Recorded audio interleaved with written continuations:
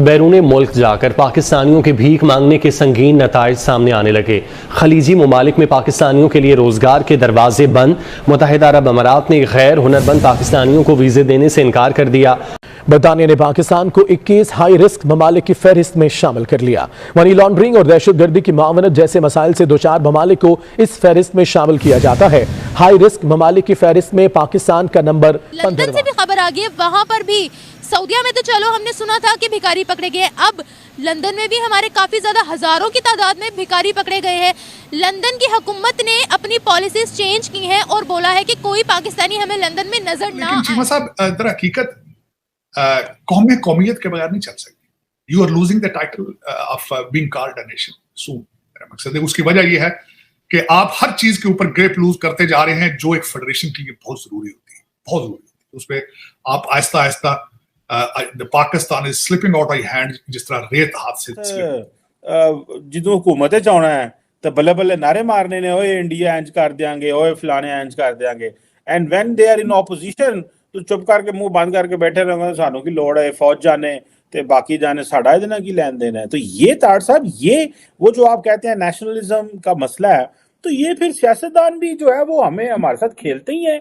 हमें रोज पार्लियामेंट में खड़ा होकर नारे मारते हैं। नहीं, मैं बिल्कुल इससे डिफर ये करूंगा। मैं लोगों को सियासतदान नहीं कह सकता, इनको सियासतदान की अल्फो बे का नहीं पता।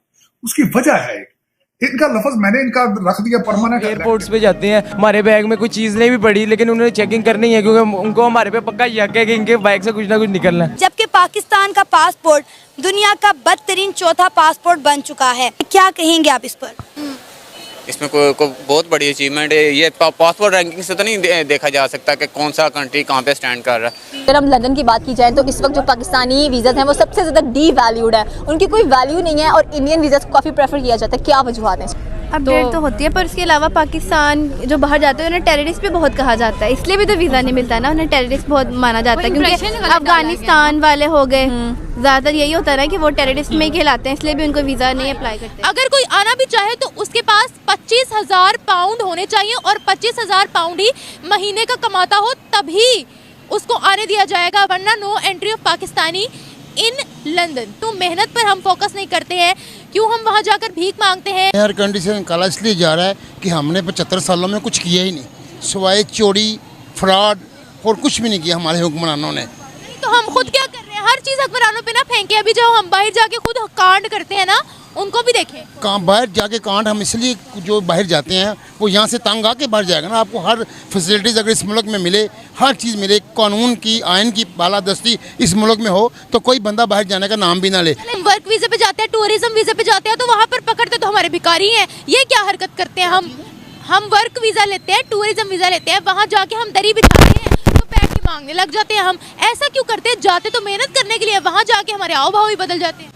आपको ये आपने देखा जाके वहाँ पे बेकारी मांग रहे हैं, वो तो सऊदी अरब में भी मांग रहे थे लोग, पाकिस्तानी जाके। फिर वही बात आ गई, आपको समझाएं, शायद आप समझना नहीं चाह रही, आपको रिपीट दोबारा करूँ, ज़रा गौर से सुनिएगा मेरी बात। मैं आपको ये बता रहा हूँ कि अगर आपको हर चीज़ की सहूलत इस मुल्क में मिले तो आप कभी नहीं जाएंगे बाहर। मेरा पॉइंट ये है आपसे। नहीं, एक छोटा सा सवाल है। आप कह रहे हैं यहाँ हर चीज़ मिले तो हम बाहर क्यों जाएं? तो क्या हमने बाहर के मुल्कों का वीज़ा लगवाना होता है, बाहर के मुल्क जाना होता है तो भीख मांगने के लिए जाना होता है? ये इसलिए जाते हैं ना कि उधर का करेंसी का, यहाँ का करेंसी का डिफरेंस है। अगर पाकिस्तान में अभी कभी वहाँ से देखा, वहाँ से मुल्क आके इधर सेटल हुए, वो आते हैं यहाँ पे, वो आते हैं चाइनीज़ आते हैं जो इधर आके इन्वेस्टमेंट करते हैं, बिजनेस करते हैं। अब तो वो भी भाग गए हैं, यहाँ से कंपनियाँ भागनी शुरू हो गई। इतनी अच्छी गवर्नमेंट, ये 1.5 साल में जो गवर्नमेंट आई है, तबाही और बर्बादी का बायस बना है। इस मुल्क में किसी किस्म का कोई आइन नहीं है, किसी किस्म का कोई कानून ना, सिर्फ वो इसमें एक कानून है जिसकी लाठी उसकी भैंस। तुर्की ने भी हमें अपने मुल्क से बाहर निकालना शुरू किया, सऊदिया ने भिखारी पकड़ लिया। दुबई कहता है, सुने पूरी बात तो सुन ले, पूरी बात तो सुन ले, मेरा सवाल तो सुन ले। अब आप मेरा सवाल भी सुन रहे हैं। से पहले मैं आपको जवाब दे दूंगा ना, आपको इसलिए कह रहा हूं। बात आप पूरी नहीं करते तो मैं कैसे बात करूंगी आपसे? देखिए, अरब ममालिक ने भी हमें बाहर निकालना शुरू कर दिया है, जो बाकी की यूरोपियन कंट्री है वो भी हम एक्सेप्ट नहीं करती। अब बात यहाँ पर आ जाती है, इन ममालिक में ज्यादा जो पढ़े लिखों की या ज्यादा जो बड़ी बड़ी कंपनीज को संभाला हुआ वो है इंडियंस। तो क्या फ़र्क है पाकिस्तानी और एक इंडियन में? इंडियन और पाकिस्तान में ये फ़र्क है, इंडियन ने अपने मुल्क में एक तालीम का मेयार बनाया है, इधर 75% के 80% लोग तालीम से वाबस्ता नहीं हैं। उन्होंने तालीम को हर शोबे में इंग्लिश को एक्सेप्ट किया। उधर रेहड़ी बेचने वाला भी आपसे ऐसी इंग्लिश बोलेगा जैसे आप नहीं बोल सकती, मैं नहीं बोल सकता। ऐसे उन्होंने तालीम को फ़रोग दिया, हर चीज़ को उन्होंने अपने आप को खड़ा करके दिखाया।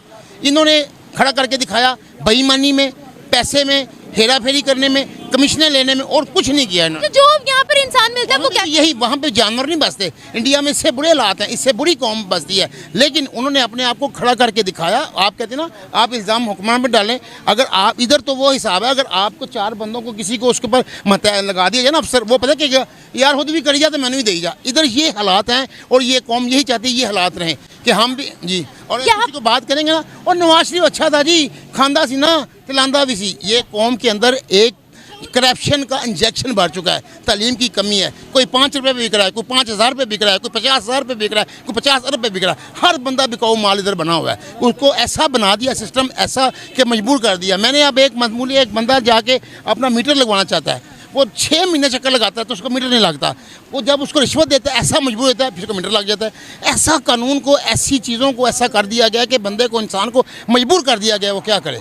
मजबूर तो हम हो गए हैं। हम क्या कर रहे हैं? आज भी तो भीख ही मांग रहे हैं। ये हुक्मरान भीख मांग रहे हैं, IMF से भीख, उस मुल्क से भीख। ये क्या कर रहे हैं? ये वो ज़मीन पे बिछा के भीख मांगते हैं, ये जाके इस तरीके से भीख मांग रहे हैं। ये कर रहे हैं, वो ज़मीन पे बैठ के बेचारा है, वो बेचारे का नहीं बस चल रहा किसी के पास, वो ज़मीन पे भीख मांग रहा है, ये जाके उठा रहा है। शबाश ने क्या कहा था? लोग कहेंगे फिर आ गया भीख मांगने में, भीख मांगने नहीं आया। जब आपका हुक्मरान ये लफ्ज़ वर्डिंग यूज़ कर रहा है। कितनी दफा हम IMF के पास से हुए हैं? किन दफ़ा? कितनी दफा IMF के पास गए? हम अनगिनत दफ़ा गए हैं। भारत और भारत का मुझे मेरा वो नहीं जाते, अभी नहीं गया।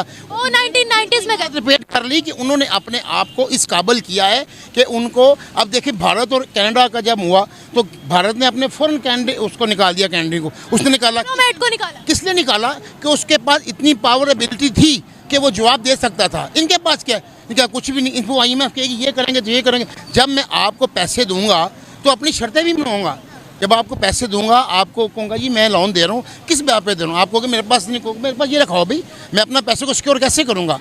जब मैं आपसे मैं मांगता हूँ, आपके लिए भीख मांगते हैं, इधर हुक्मरान मांगते हैं, हर बंदा मांगता है। तो जब तक इस मांगत को, कशकोल को नहीं तोड़ेंगे, ये पावर उनमें इतने अच्छे हैं हुक्मरान या इतने अच्छे मामलात हैं, तो अपने ये क्यों नहीं, अगर आपके हमारे ये फ़ायदे के लिए हैं तो अपने क्यों नहीं ये हालात बेच के आते हैं? पावर उनमें कैसे आएगी? उन्होंने कनाडा के डिप्लोमेट को ही